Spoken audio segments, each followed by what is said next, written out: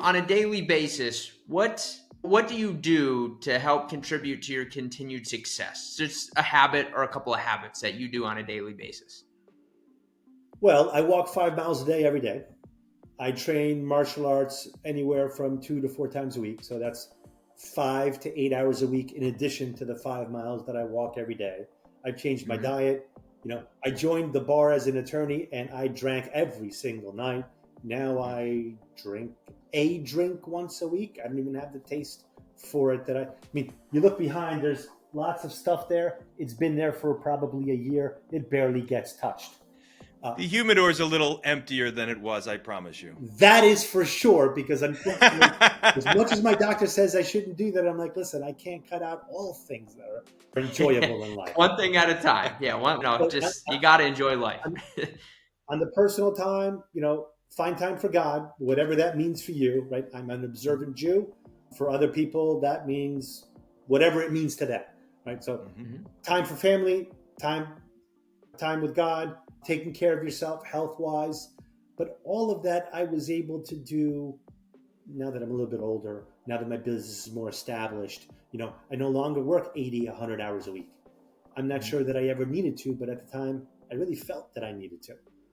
And we all have to go through that, right? So, suggestions to someone who's listening to that: take care of yourself, because no one else is going to do it for you.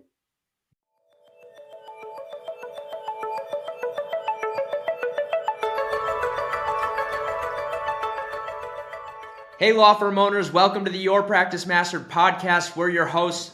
I'm MPS. And I'm Richard James. And today we have the pleasure of talking with Andres Mejer. I don't know if I said that right, Andres, but we're going to let you correct me if I said it wrong. But what I do want to point out is that you were the very first EAY, Entrepreneurial Attorney of the Year, champion a few moons ago. And you've had an interesting journey. Not only are you a champion of EAY, you're a captain and a volunteer in our world, and someone I consider a friend. So I just want to thank you for being on today. It's my pleasure to be with all of you. NPS, I frankly never heard you refer to yourself as NPS, but congratulations. It sounds very much like Net Promoter Score, but conversation for another time. Okay, so what's the right way to say your last name? So the right way, Mejer. Mejer. The Right. phonetically accurate is Mejer. That's true in Hebrew as it is in Spanish. It's a guttural sound. But when I do my TV appearances and podcasts and other stuff, it all of a sudden becomes Mejer. Because people typically don't screw that up. But interestingly, when I was a vice chairman of the Long Branch Housing Authority, someone kept on saying, the mayor shouldn't do this and the mayor shouldn't do that. Halfway through the meeting before they realized they were talking about me. And they thought because my last name was Mayor that I actually was the mayor. Like, I'm sorry, guys. I'm not an elected official. Oh, that's great. Well, so MPS went with MPS because, as you well know, my proper last name is Strauch. By the way, it's easier to pronounce than mine. I'm fine with Strauch. Well, you get it right, but I promise you it's as challenging and as difficult for us to explain. So anyway, I'm looking forward to today's conversation. Michael, why don't you kick us off? Yeah, I mean, look, Andres, obviously we've had the pleasure to get to know you, but not everyone listening to this does. So what is something that maybe not everybody knows about you? So I lived twice in Chile, twice in Israel, twice in the US. I came to the US as a kid a week before my 6th birthday, not speaking English. I moved to Israel as an adult, 2021, not speaking Hebrew because I had forgotten it. Most of it, I mean, I could understand, but still, it was no longer a conversational subject for me, language, even though it was my first language. So I speak 3 languages, and despite all of that, it took me a decade until I realized, immigration is right for me. I mean, you would think speaking multiple languages, living Can you give me a experience, clue that this is a you would think that would be the first thing I went to. I did not take a single immigration law course in law school, and I'm entirely self-taught on the immigration side. And, well, it's like, really? But yeah. So when you ask things people don't normally know, it's that. I never went and worked Hey, for another law firm that did immigration. I kind of learned it on my own. I think I'm better off because of it, but I'm Mhm. still surprised at the stupidity that I sometimes see for things that to me are obvious. I don't understand why they're not obvious to others. I'm sure you guys speak to business owners that feel that way, meaning, why am I not getting the results that I want? What do you mean I just need more leads? What do you mean I have to market? What do you mean I'm a business? I'm an attorney. I have a practice. So yeah, happy to go into any of these things in more detail because to be honest, all I've learned, I learned from Rich. So I'm happy to repeat Rich's stuff. Here to answer any well, questions that I can. that that's kind of you, but lots of people learn stuff from us. Not everybody implements the way you implement. So you got to take the credit. I know it's hard to take the credit, but you get the credit. So I do want to, before we go any further, during the recording of this particular pod, we're in a difficult time in Israel, and we just want to, pass our condolences, good thoughts, and prayers along to you and your family that's in Israel. We don't have to go into a big discussion about it, but I just want you to know that I recognize you're going through something there, and it's got to be distracting. It's got to be sitting on your heart. And so I really do appreciate you coming on today, though you're going through these challenges. Absolutely. Unfortunately, none of them get to choose the times we live in. We can only make the best of the time that we have, whether that's a hurricane, whether that's a financial crisis, or war. Hmm. Yeah, Leaders aren't born, they're made. did you still have staff in PV as well? I have one, soon to be two, but they're remote. They're actually former employees that came back. Got it. Hmm. And so they were in the middle of a hurricane this last week. You got family in the middle of war this week. Oh my Yeah. goodness, you got a lot going on. So Yeah. anyway, there's enough distractions in business. I think you said it off camera before we got started. Sometimes it's difficult to understand what we're supposed to be prioritizing right now. And sometimes it's hard to get our head clear that we need to keep prioritizing the things that move our business. But because today is about a business podcast, we're going to focus there. But I think we want to get back to your journey. Michael, I took you off track a little bit there. Sorry. No, I think it was I tended important. to tangents. Well, that we appreciate that, and I think that was important, and I think it's important to acknowledge, what's going on, and obviously standing by everyone during that time. But Andres, why don't you take us down a little bit of the broad strokes of your journey as an entrepreneurial law firm owner? Well, let's see. I met my wife in law school. She was a couple of years before me. I remember her sitting for the bar. She's like, I'm never leaving New York. I'm not going to take any bar anywhere else. Why would I ever do that? I'm like, are you sure? So, 2 years later, I took the New Jersey, New York bar, admitted in June, married in October, find out we're expecting in November, moved to New Jersey in December. And guess what? That's a My heck of a wife was quarter not and a half. licensed in New Jersey. It took her 2 years. We went from making high six figures, each of us, to making 50,000 one of us. From a 2-foot With the family on the way. 2,000 square foot apartment over the park, elevator building, pre-war. It was beautiful. It was amazing. To a 600 square foot tiny thing. I mean, it was horrible. But, so I did that and I went to work for someone else doing stuff I didn't really want to do or I thought I wanted to do. And then life happens. And about 2 years later, I was invited to become a superstar somewhere else. And I had to decide, do I really want, I'd worked in large law, I worked in medium law, I worked in small law, and I realized I'm unemployable. I need to find people that I find trustworthy and that I can respect, and I can't brown nose. I can't make stuff up, right? I'm not going to fake it. And if I don't know, if I don't trust you and respect you, I will tell you. And for some reason, employers don't really appreciate that level of honesty. I don't know why. So here we are, just bought a foreclosed property for like 200,000. Mind you, our school payments were 300,000, mortgage of 200,000. We spent every dollar we had renovating a destroyed property, and now I'm opening up my own law firm with no source of business whatsoever. I thought I was going to be a civil litigation personal injury. And my first client was the girlfriend of one of my movers because they spoke Spanish. She didn't speak English. She had a traffic violation. Like, I never stepped into municipal court. I had no idea. Excuse me. I didn't know anything about New Jersey law. I mean, I've been practicing in New York, right? And all of a sudden, I'm going to municipal court for someone I don't know. By the way, never got paid on. Find out, get paid first. That was a tough lesson to learn. But I walked in. Judge is visibly frustrated, speaking to a Mexican national, doesn't speak English, no translator. I'm like, Your Honor, I'm happy to help. He was so thrilled. I walked out with 3 clients, and my client, all charges dismissed. That's how happy he was. She still didn't pay me. And she still didn't pay me. And I walked out with 3 clients, and I realized, oh, okay, this is not hard work. It's traffic violations. Most of the attorneys here don't seem to give a damn. They just process stuff. Man, I could beat them without thinking. How can I market? So I learned that there's something called junk mail. Well, jail mail, we call it. And we can purchase leads and we can do direct mail. Great, I did that. And I got robbed.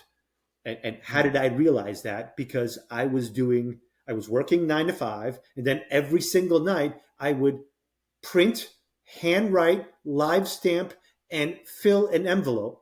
200 to 400 every single night. And I did it often enough, I started recognizing the names. Wait a minute, that looks familiar. And I started pulling the list and realized they're selling me the same lead and over again. Oh, man. That was $10,000 I didn't have. Right. So, well, hey, and thank goodness you were the one writing the envelopes, right? There's a headline for you. Write your own direct mail envelopes so you know when you're getting screwed, right? Because, I mean, otherwise that could have been going on for months. So I found another provider, and our costs went down and ROI went up. And I couldn't believe it. I was the only person doing letters in English and Spanish. I'm like, really? This is New Jersey? I mean, I had just moved back after 15 years. It was startling, the number of Hispanics that I was seeing. I mean, I was one of 5 in my graduating high school. And, that was no longer the case, except I'm the American-looking Hispanic guy. The other 4 were American, but they very much looked Hispanic. I do not. Right. And ironically, we both married blonde hair, blue-eyed women, but my kids speak Spanish and his don't. It's just funny how life works out. But as I started speaking more and more to my clients and realizing, their story is my story, how they came to the country, the challenges that they had to overcome. I mean, I could spend half hour, 45 minutes about how miserable my life was. That's irrelevant, right? Immigrants make sacrifices. It is not difficult to go to a new country. Mind you, I spoke English. I grew up here, but I left for Israel. And I came back on vacation and decided to stay. And then I got permission from the military to stay and go back to college and then go to law school. Met my wife, who says, Israel's beautiful, but I'm American and this is home. Here we are. I came back for 2 weeks on vacation and I've stayed 25 years. So plans kind of change. So here we are in New Jersey, have 1 child, another one on the way, broke, starting a new family, starting a new business, and I don't know anything about traffic or DUI or criminal. I'm a civil attorney. You did know one thing. I got to stop because this is a great story, but this is the little clue in the story that tells you you're not the average bear, right?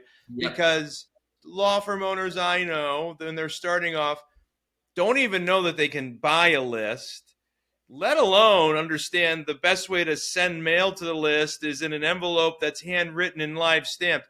Did you learn that, or did you just do it because you didn't have like the machinery and anything else to print the envelopes off? I didn't know any better.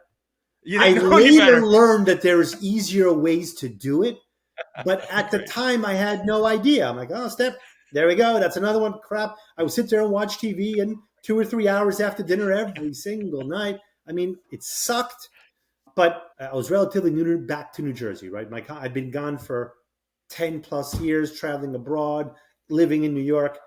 My family wasn't here. I had no contacts.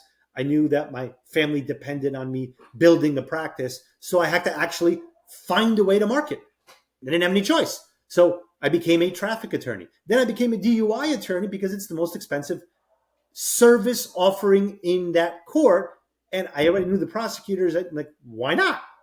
Mhm. But from that came immigration. So what happens? Hurricane Sandy comes down in 2012. My business is non-existent now because there's no courts. They're stopped. There's no traffic violations. Some courts are flooded. I'm like, what am I going to do? 3 months later, Obama announces the creation of DACA, Deferred Action for Childhood Arrivals.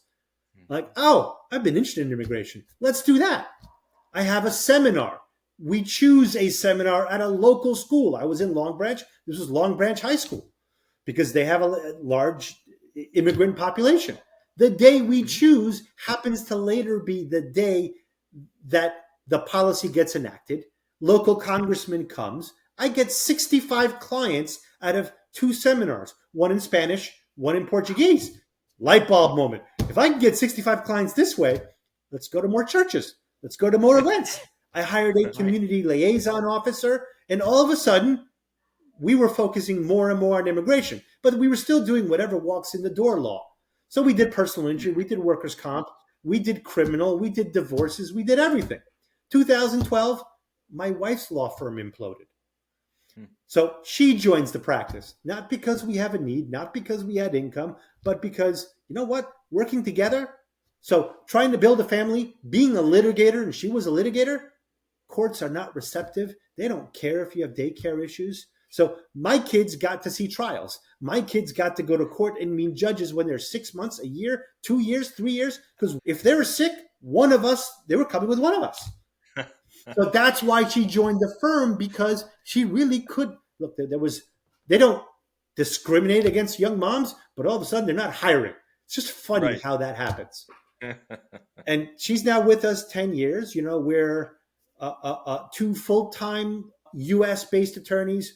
We have 3 per diem attorneys for certain things. We have 5 foreign-based attorneys. We're a staff of about 32, and we're hiring 12 more. So our biggest problem right now is not growing the practice. Our biggest problem is finding the right people in order to grow the practice. We don't have a lead problem. We don't have a generation problem. Yes, we can convert better. Our biggest challenge for the past couple of years is building middle management, building leadership, finding the right people that we can groom so that we can scale. And we can unpack all of that. So one quick thing, you just said that Kim has been working with you for 10 years. Can you please pass her our condolences? I will. Working with me is not easy. But it is a pleasure for some. I'd like to think so. I've worked with my bride for 30 years. And so I understand. I get to say congratulations and my condolences. When it's great. When it sucks, woo, it really sucks. Problems don't go away. I married an East Coast Italian bride. She can throw stuff at me fast, like, cat food cans and things like that. Like, yeah, she can hurl them. So I just became a really good ducker through the years. If it makes you feel better, that's a crime. I'm sure we can find a way to get her arrested. Yeah, I know you live in North Carolina and all, but even there. I'm kidding, guys. My wife's from North Carolina. I know you are. For those who don't know. We're all joking just a little bit. All right. So, yeah, what a crazy journey. So I get, Michael, the next best question is what? I mean, so, there was a lot there, right? there was a lot of moments here. Was there ever a down moment, a low point which obviously, inevitably, I'm sure there was, but if so, do you remember one distinct one and something you took from it? So interestingly, I had a conversation some time back with John Alexander, Rich, your former business partner. Yeah. And he explained it kind of this scenario. Think of it as a bar graph. As you're growing your business, there are going to be points where it's going to go up, then it gets chaotic.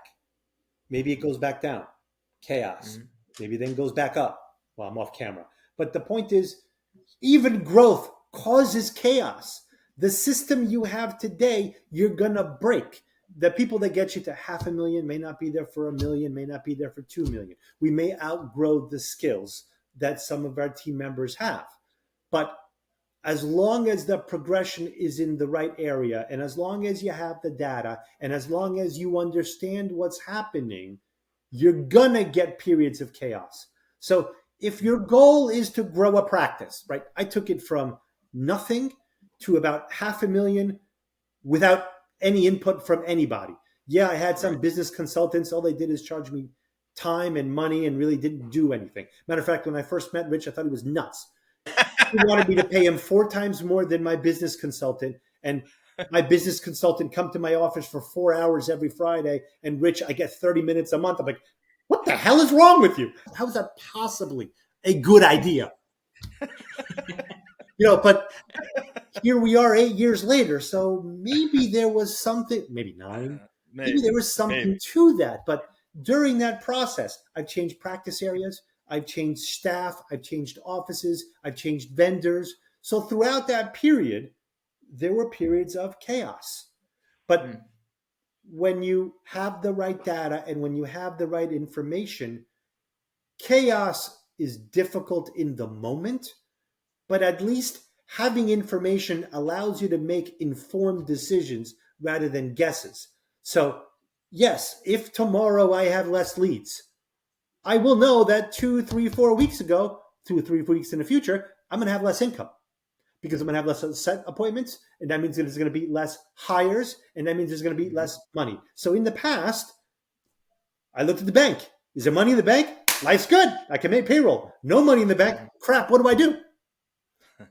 Having information and having staff, having systems and people to manage those systems allows me to avoid potential catastrophes so that the lows are not as low. Sometimes the highs aren't as high because we can readjust. That's what information is for. So the better our systems become, the more manageable the chaos is. Look, we can't change the fact that if a hurricane happens, life changes. If a new president is elected, policies change, irrespective of whether you're Republican or Democrat. Change is change. And if you're a bankruptcy attorney or if you're a immigration attorney where federal law matters, Social Security, who's in charge will not affect something from one day to the next, but 6 months or a year, those policies will affect. You don't understand. All of a sudden, this was a $1 million case. Now it's a $300,000 case, but I spent $280,000 to get there. How does what? So, we have to be able to roll with the punches as best as we can, and we have to recognize as business owners that what happened yesterday might not happen tomorrow, and there's always the unexpected. One of the things that one of you taught me is, live below your means. Make sure you're setting some money aside because there's gonna be the only thing that's unexpected is that an unexpected event's gonna happen. We may not know what it is, but our business is going to be impacted. And if you don't have resources for it, you're in trouble. 2000 Hurricane Sandy almost took me out of business. That's funny. You've lived through Hurricane Sandy, then you lived through a pandemic. I mean, you've been through it. And even that's for through sure. Sandy, I didn't lose money. COVID was the first time since the opening of my practice that I lost money. And I lost money for 2 years. And that's because I didn't take your advice and just lay people off. Not that you said fire your whole team. You didn't do that. I know. You said make sure you maintain profitability. But I kept them on, and then I used the PPP. Would I have been better off if I had just cut everything? Maybe, but that's just not me. I can't do that. It's behind us now. Yeah. But speaking to the man or the woman, the attorney who's listening to this, the avatar we're talking to. So what a great story. What a great journey. I'm curious. So you're saying the word business owner, which I love and you love and Michael loves, but many of the law firm owners that are listening right now didn't actually go into being a law firm owner thinking they were going to be a business owner. They thought they were going to be a practitioner of law.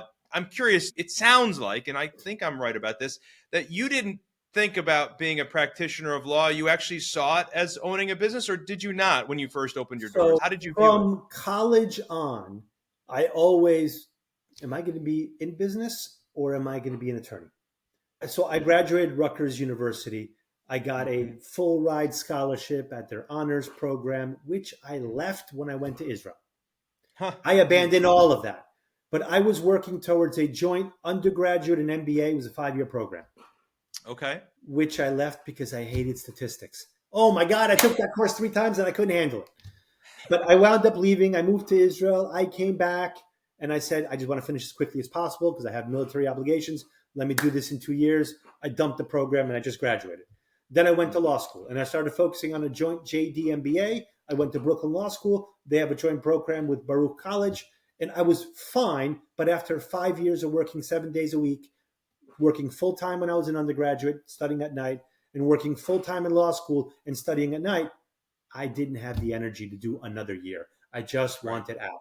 So I did a 4-year program in 3.5 years. Brooklyn Law School was kind enough to make me pay for that another semester, which is why they've not gotten a single dollar from me and never will again. Yeah, nothing like forcing someone to pay for something they didn't need. Thank you, BLS. So I always went back and forth. And when I opened up my law firm, did I describe myself as a business owner? No, but I understood that's what I was.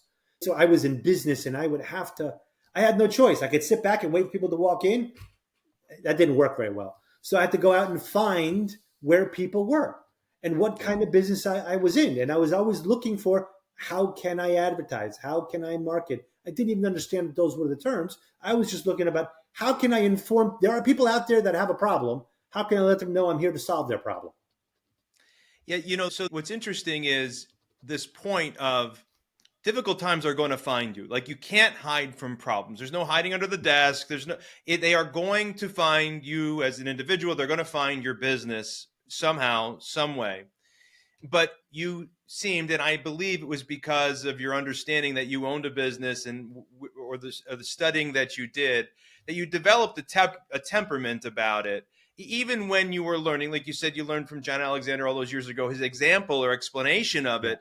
But it wasn't like you didn't understand the temperament back then. You have always had, as long as I've known you, a temperament to understand there's going to be good times and there's going to be bad times. We just have to figure out how to weather the storm in between and handle what's in front of us. And so I don't know, is that a skill that you learned? Were you born that way? Like, how do you think? I'd like to think I was born that way, but the reality is I have had a life I don't wish on anyone. So I've seen what the bad is and really bad. I mean, I was going to jail to visit family members when I was younger. And I've seen the bad look, my earliest memories are, don't touch a box in the street because it could be a bomb. Don't talk to strangers because you may never see your parents again. Like, we talk about some of that. I lived through that. And it's the PG version. Yeah. So I saw early on that life isn't how we want it.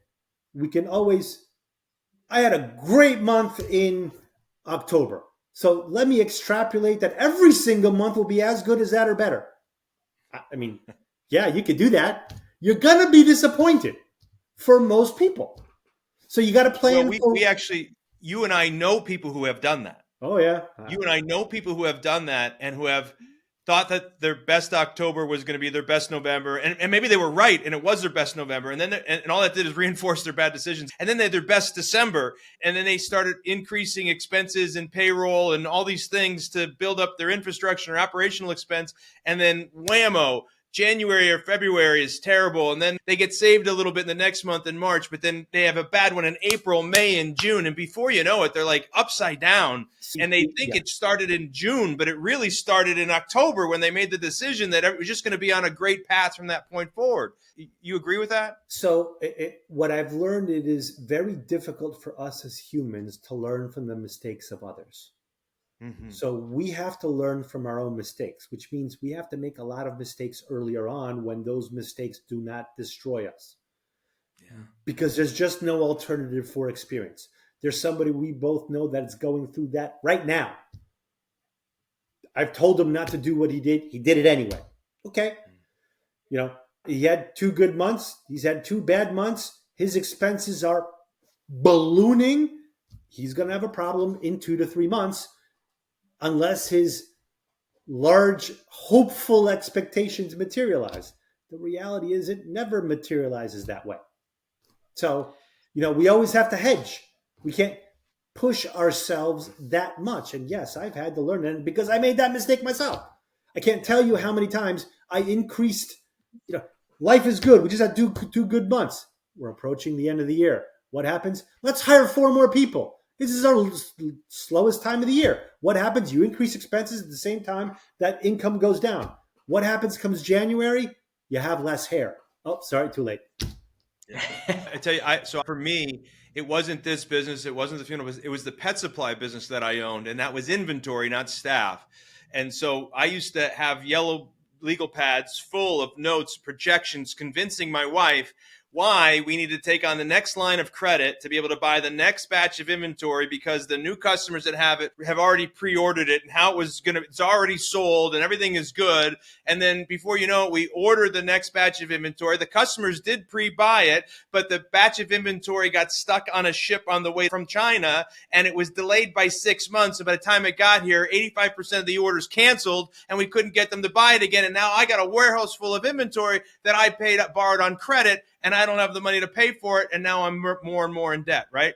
I mean, that I have done that so much in my life using opportunistic attitudes. Look, I'm a positive mental attitude kind of guy. Like, I would go as far as saying this morning, the first thing I did is wake up to check to make sure the hairdryer is working, right? That's how optimistic I am, okay?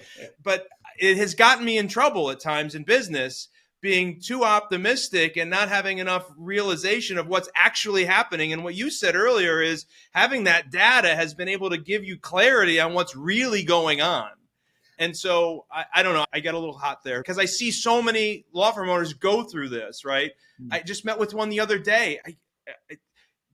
I had a conversation with them, and I'm talking them through their challenges, and like one thing led to another. Before I knew it, I realized they were almost $800,000 in debt in a law firm with no inventory. Yeah. I didn't understand. I mean, my mind was blown. I'm like, how did we get here, right? And it's just that opportunistic thinking. It's not their fault. Of course, it's their fault, but it's not. It's like they can't lament about it. You can't regress about it. You just got to work your way through it. Michael, sorry, I've taken us so far off your trail, wherever you wanted to go. No, but super valuable. Irrespective of where a business is, right? Are they $500,000? Are they $1 million? Are they $2 million? Are they $3 million? Right now, we're talking to attorneys and we're talking law firms, but law firm is a business, whether they recognize it or not. And if you don't recognize it, you probably shouldn't be in our world, and you might not be in business very long, because if you're a business owner and you don't consider yourself if you own your practice and you don't realize you're a business, you either be working for someone else or you're going to be unhappy. So whether you like it or not, whether you agree or not, it's reality. It's a fact. You just got to deal with it. But the challenges do change depending on your organization. I've met multi-million-dollar law firm owners that don't have data. Like, they don't know where their money came from. They don't know where their clients came from. And their $2 million business becomes $4 million business without spending anything else. Once they know where stuff is going, oh my God, you mean those $5,000 a month I'm spending is not bringing me a single client? Maybe I shouldn't spend that. So, and better, maybe I should spend it somewhere else, right? Yeah. Irrespective of where on the paradigm your business is, there's always about data, people, and systems. Mark Lamona says people, profit, and process. Yep. Just a different way to say the same thing. You need to have a process. You need to be profitable. If you're not profitable, get out of business or change your people or change your process until you get profitable, right? So figure out what the right way. For me, I've gone from do everything that walks in the door to 5 practice areas to 3 practice areas to just 1 in immigration. And in that one, we're not taking every type of immigration case anymore either. We're being more selective. And the end result is we're more profitable. We have a more systematized approach, and we're happier, right? Well, there's still other challenges. Look, I work mostly from home. I'm not saying my wife agrees with that. That's a different challenge because she works better in office. So it's ironic. She's in the office every day and I'm not. I'm like, well, there's nothing wrong with that. But, the changes that you need to do will depend on where your business is. where your business is. If you don't have data, you don't know. So whether it's the PCLC, the perfect client life cycle, or it's something else, you need to. So me today, I have 3 teams. I have the intake team, which includes sales and marketing. I have client success, which is, think of it as an account representative, someone that helps our clients gather their information, their documents, their answer to questions, and their money. And then our production team, which is our highest level case managers and attorneys that make sure we move paper. At the end of the day, I'm a paper mover. That's my function as an attorney. I think I'm really damn good at it.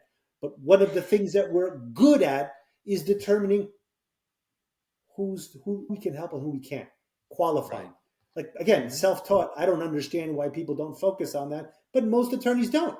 Thank God they don't. I can't tell you how many times people have asked me, why did nobody else tell me this? I don't know. To me, it's obvious.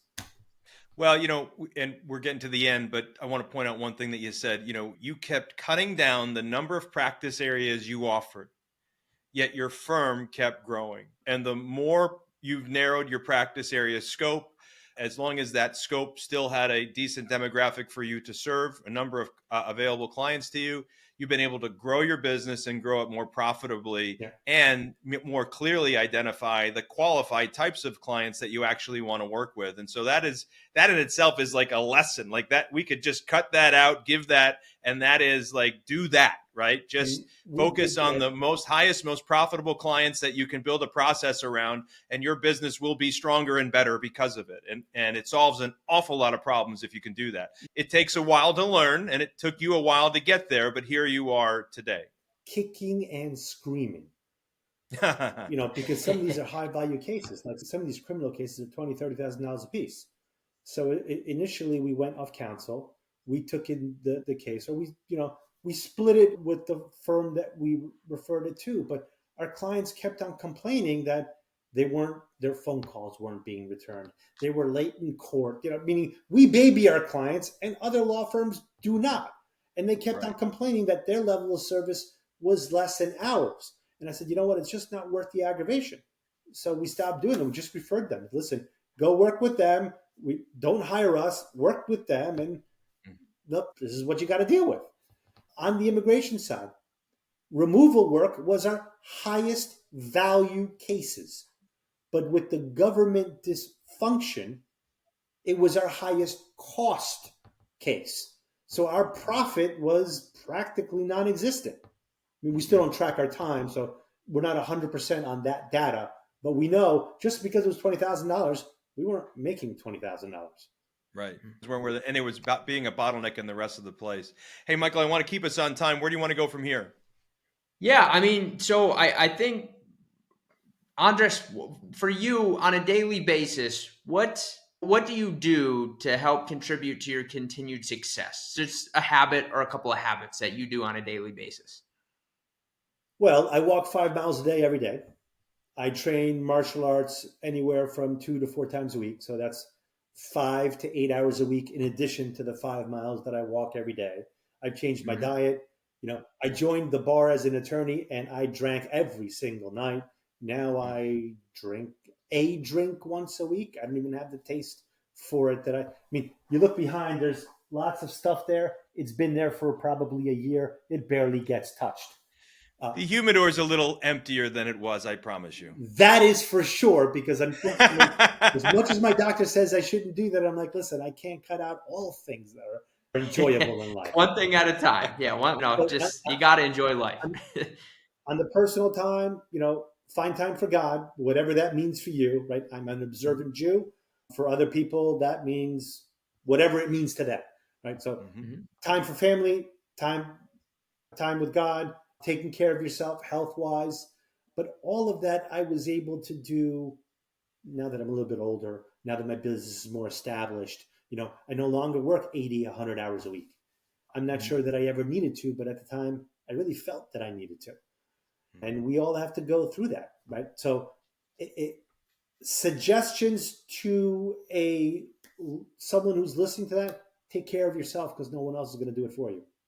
Yeah, amen. Great advice. As my eldest daughter is now about to go to college, those days pass, the nights that you miss, the dinners that you miss, the vacations that you defer, the sporting events you don't go with them. All of a sudden, you wake up and you don't have those options anymore. They've grown up without you. And our ability to impact who our children are going to be, what values that they have, who are they going to be as individuals?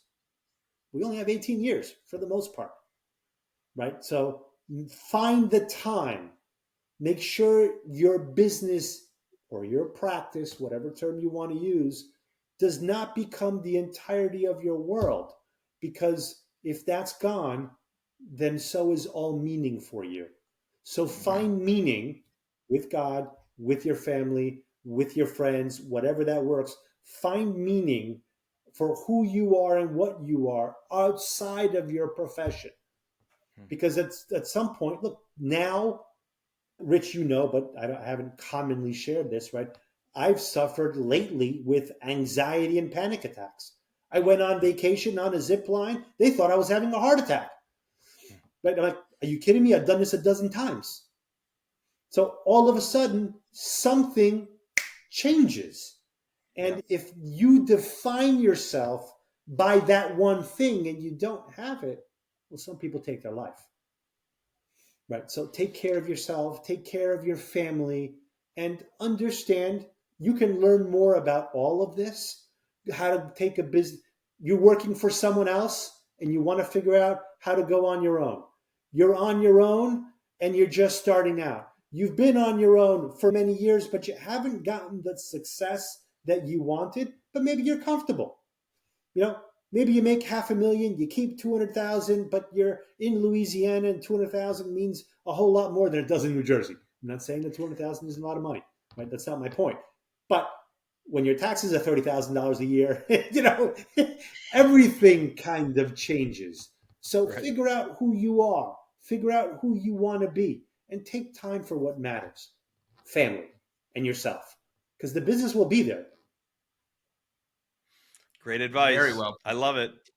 Hey, Michael, that brings us about to the end of the pod today. Keep them on track. What do you want them to do if they are enjoying today's show?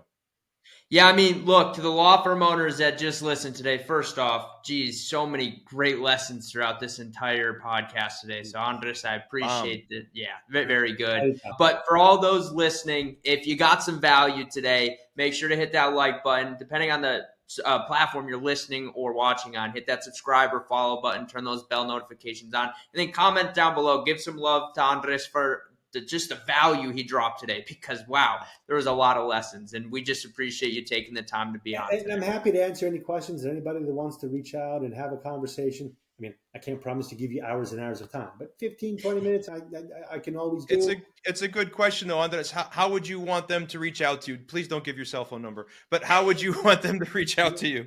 That's a really good question, because any way you find, you will not have direct access to me. That's true. Right. So what do you want them to put in what do you want them to put in the subject line so they get through to you? My personal email is my first name, Andres, at andresmejerlaw.com. So even if you screw up my name when you Google it, you'll find the right domain. It's just my first name at. So email me. It's the easiest way to get me directly. I'm not saying it's the fastest, but I will certainly get it. Good. Or reach out to Rich and Mike, and they can always set something up. If you're already in our world, you know how to reach me, right? Yeah. If you're not in a world, then you're not, and I'm not here to promote joining our world or not. But if you have questions about your particular journey and where you are in life, and something I've said resonates with you, I'm happy to help you unpack it. Andres, you have been a giver since the day that I have met you. You have been a giver since you've been in our program. You've been a captain with our program, volunteering to come alongside anybody who needs help. And you have walked with them kneecap to kneecap, or sat with them kneecap to kneecap for as often as they asked. And you just have a wonderful, warm spirit. You have a great, successful business. You have a wonderful family. You're blessed to have Kim alongside of you and your family that you have. Again, my thoughts and prayers to those that are in Israel right now that are going through what they're going through. But I just want to say thank you for being on today. Thank you for investing your time and yet again, giving of yourself to our world and EA Nation. Givers get, you've said it, and I believe it. So plenty of people along this path helped me to get to where I am today. John Alexander was one of them. You and I have had many conversations, Rich, where, look, you give me credit for implementing. Obviously, change doesn't happen if we don't change. But what I tell my clients, strategy first, tactics second. If you don't have the right strategy, doesn't matter what tactics you employ, you're not going to succeed.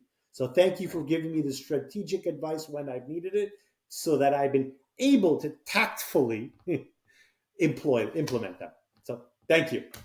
You're welcome. You're welcome.